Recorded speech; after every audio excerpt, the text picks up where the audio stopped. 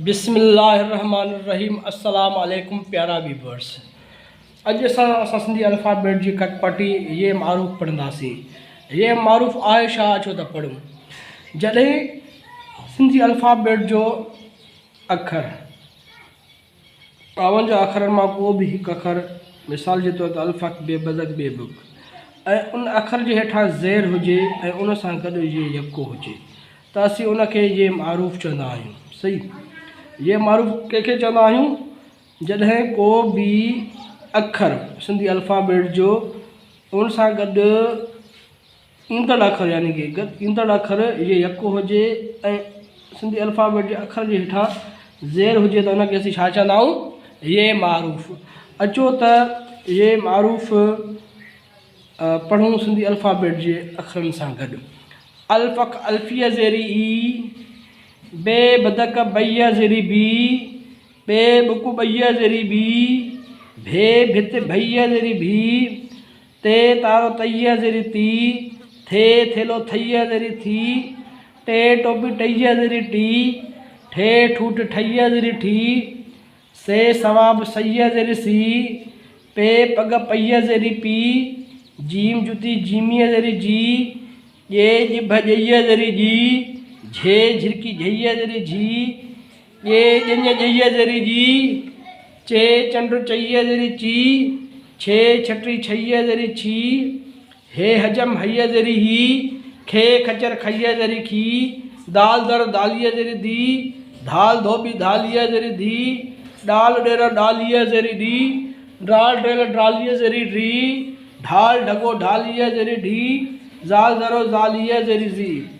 रे रेला रैया ज़ेरी री, रे माड़ी रैया ज़ेरी री, जे जंजीर ज़ैया ज़ेरी ज़ी, सीन सीटी सीनिया ज़ेरी सी, शीन शीन शीनिया ज़ेरी शी, स्वाद सुफ स्वादिया ज़ेरी सी, ज़्वाद ज़ैब ज़्वादिया ज़ेरी ज़ी, तुए तो तुया ज़ेरी ती, जुए जालिम जुइया ज़ेरी ज़ी, एन एनक एन या ज़ेरी ई, गेन गाली चो गेन या ज़ेरी गी, फे फानू तो फैया ज़ेरी फी, फे फी तो फैया ज़ेरी फी, काफ कलम काफिया ज़ेरी की, काफ किताब काफिया ज़ेरी की, खे खट्टा खैया ज़ेरी खी, गाफ गलो गाफिया ज़ेरी गी, गे गहूँ गैया ज़ेरी गी, घे घोड़ो घैया ज़ेरी घी, ङे सिंह ङैया ज़ेरी नी, लाम लकुण लामिया ज़ेरी ली, मी मस मी मिया ज़ेरी मी, नून नथ नूनिया ज़ेरी नी, णूण वण णूणिया ज़ेरी णी, वाह वाडो वाविया ज़ेरी वी, हे हाथी हैया ज़ेरी ही,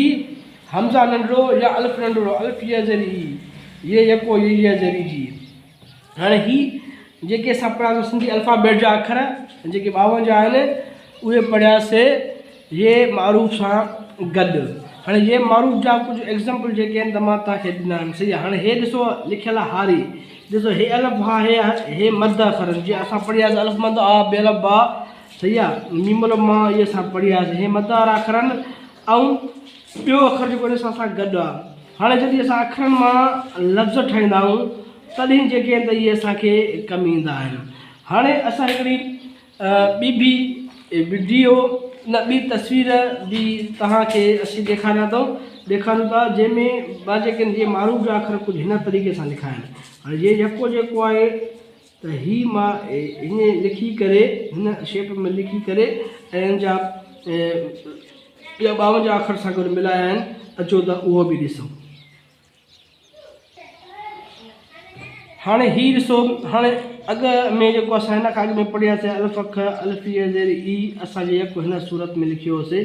हाणे ही सूरत अखर जी आहे आख़िर वारी यके जी। सही आहे। जॾहिं बि असां को जुमिलो ठाहींदासीं मिसाल ॻाल्हि जीअं हीअ ही आहे त ही जेको आहे त आख़िरी जेकी शिकिल आहे यके जी हिन सूरत में आहे। जॾहिं ये यको विच में इस्तेमालु थींदो या पहिरियों इस्तेमालु थिए हे मुंडा वारी शिकिल में या विच वारी शिकिल में सही आहे इस्तेमालु थींदो त उहो हिन सूरत में लिखिबो। सही आहे। हाणे इहे ई अखर जेके आहिनि त मां हिन सूरत मां मटाए करे अची हिन सूरत या हिन सूरत में आंदा आहिनि। सही आहे। हाणे इहे सिंधी कारी पेन वारा जेके बि अखर आहिनि इहे सिंधी अल्फ़ाबेट जे 52 अखर आहिनि। सही आहे। ऐं उन्हनि खे मां हेठां ज़ेर बि ॾिनी आहे। उन सां गॾु जेको ये मारूफ़ आहे, ये मारूफ़ असां छा खे चवंदा आहियूं जॾहिं को बि आवाज़ या सुर सही। हाँ सिंधी अल्फ़ाबेट जो अल्फ़ा या बे आहे या बे आहे या भे आहे उन जे हेठां ज़ेर हुजे ऐं उन जो ईंदड़ अख़र जे यको हुजे, सही आहे, त उनखे असां इहे मारूफ़ चवंदा आहियूं।